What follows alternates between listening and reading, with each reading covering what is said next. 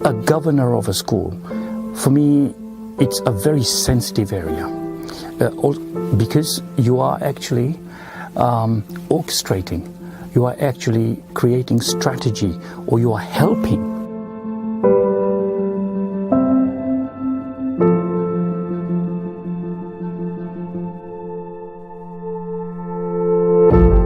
I have been involved with hospital radio since 70s. It's not just about doing the broadcasting, learning broadcasting. It was also about learning how to feel, how to communicate, how to make somebody happy. People want to talk. People are very interesting.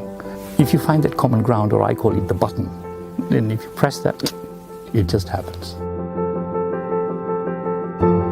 When you are communicating to people, you should also be gauging whether they are with you. Are you lecturing them, or are you bringing them with you? I said to myself that I must give whatever I can. It'll never be enough, but whatever I can to the community in this country. The community is the fabric of any country.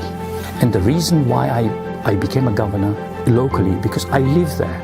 You know, maybe one day my grandchild might go to that particular school, I don't know. It is an excellent opportunity to help that particular school. I think education is extremely important. For me, education is very wide. Education is also about how to look at things.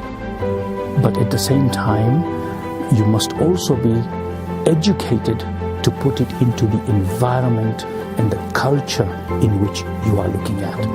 If you don't do that, we in Indians we have a saying that maybe it won't come through, that you can go to any school that you want to go to, but if you have not been culturally educated, speak to people, you call them, and they are willing to talk to you.